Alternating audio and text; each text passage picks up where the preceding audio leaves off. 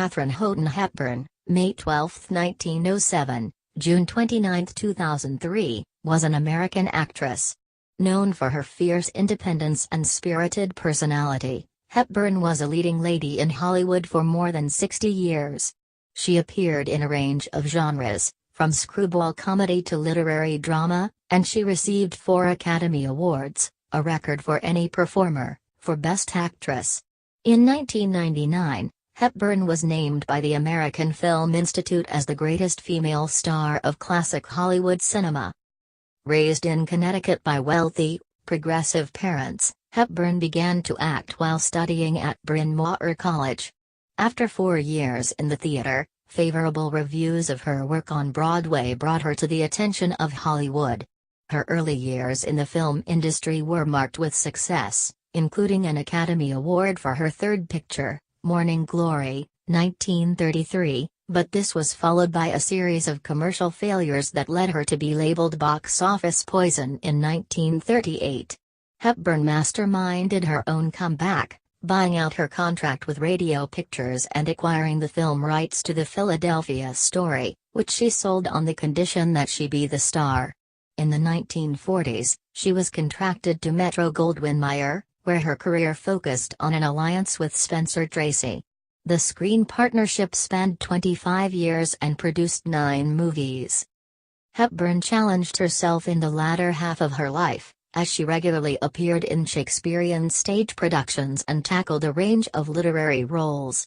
She found a niche playing middle-aged spinsters, such as in The African Queen, 1951, a persona the public embraced.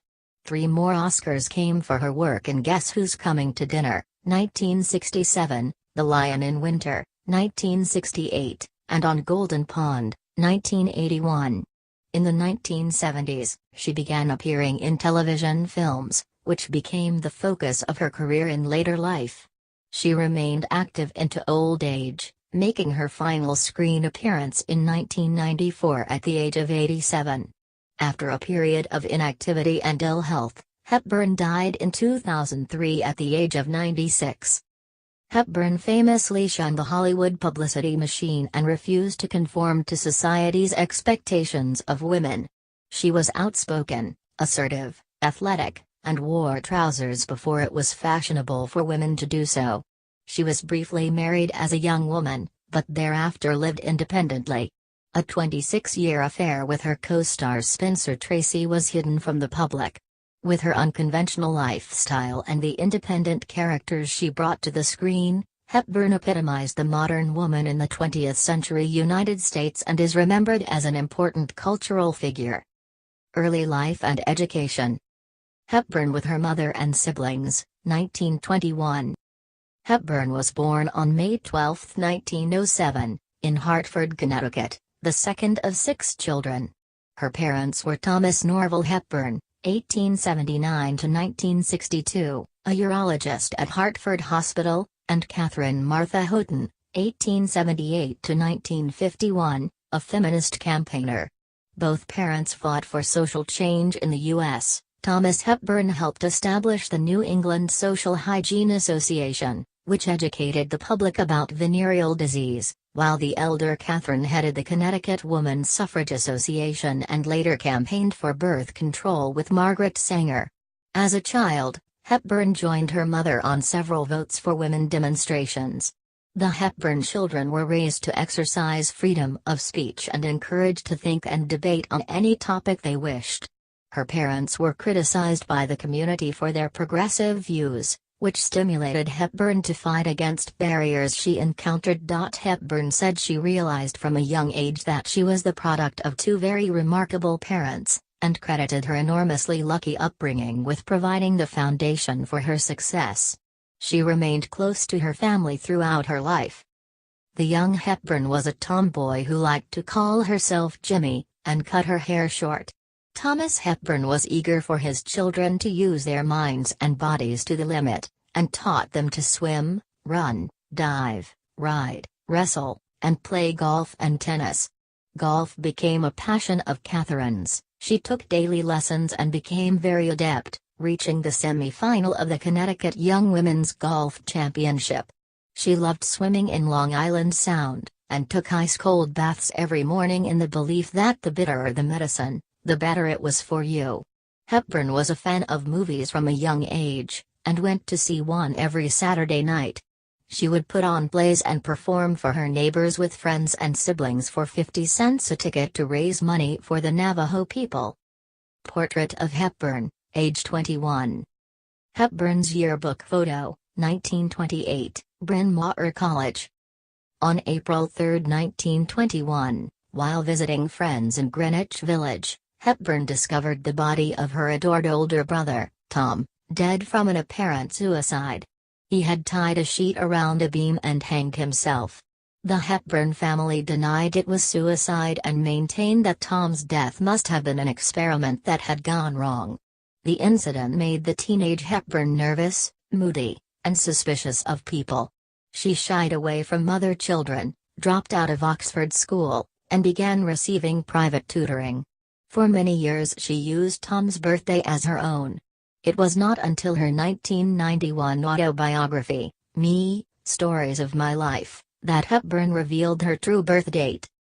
In 1924 Hepburn gained a place at Bryn Mawr College. She attended the institution primarily to satisfy her mother, who had studied there, and recalled disliking the experience. It was the first time she had been in school for several years, and she was self-conscious and uncomfortable with her classmates. She struggled with the scholastic demands of university, and once was suspended for smoking in her room. Hepburn was drawn to acting, but roles in college plays were conditional on good grades. Once her marks had improved, she began performing regularly.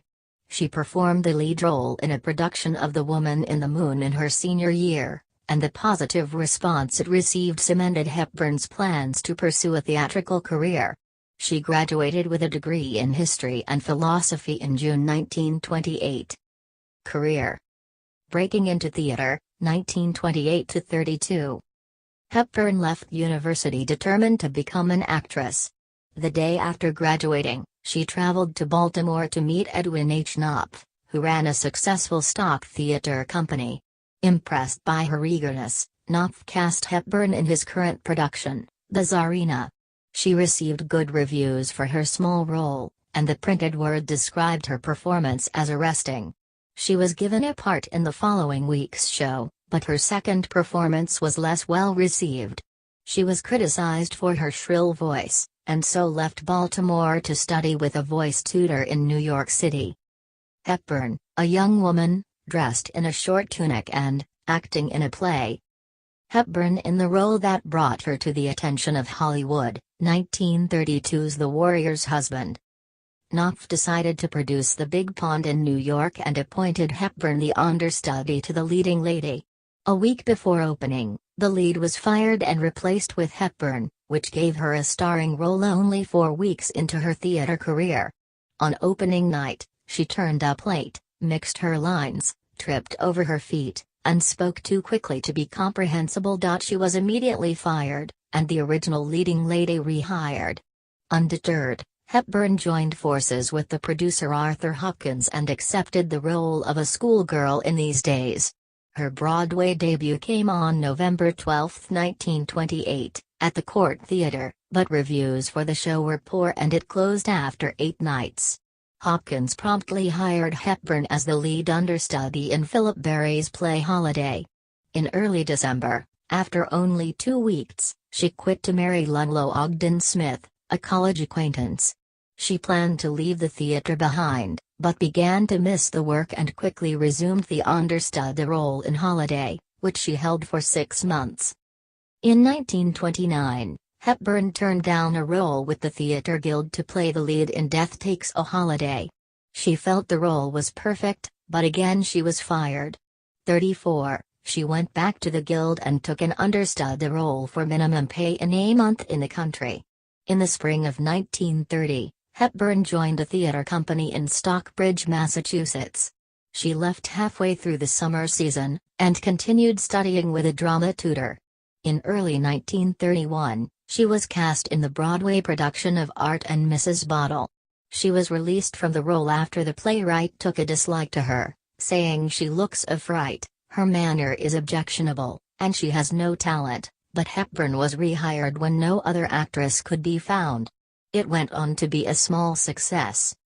Hepburn appeared in a number of plays with a summer stock company in Connecticut, and she proved to be a hit.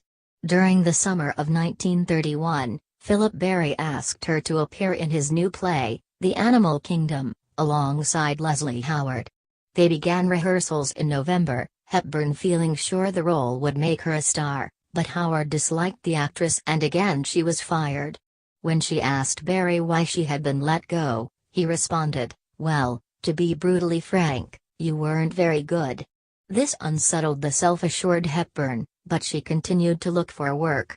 She took a small role in an upcoming play, but as rehearsals began she was asked to read for the lead in the Greek fable The Warrior's Husband. The Warrior's Husband proved to be Hepburn's breakout performance. Biographer Charles Hyam states that the role was ideal for the actress, requiring an aggressive energy and athleticism, and she enthusiastically involved herself with its production. The play opened March 11, 1932, and on Broadway. Hepburn's first entrance called for her to leap down a narrow stairway with a stag over her shoulder, wearing a short silver tunic. The show ran for 3 months, and Hepburn received positive reviews. Richard Garland of the New York World Telegram wrote, "It's been many a night since so glowing a performance has brightened the Broadway scene." Hollywood success, 1932-34. Hepburn and David Manners acting in A Bill of Divorcement. They are holding hands and looking at each other emotionally. Hepburn's first movie appearance, in the melodrama A Bill of Divorcement, 1932. Critics loved the performance and she became an instant star. A scout for the Hollywood agent Leland Hayward spotted Hepburn's appearance in The Warrior's Husband, and asked her to test for the part of Sidney Fairfield in the upcoming film A Bill of Divorcement. Director George was impressed by what he saw. "There was this odd creature," he recalled, "she was unlike anybody I'd ever heard." He particularly liked the manner in which she picked up a glass. "I thought she was very talented."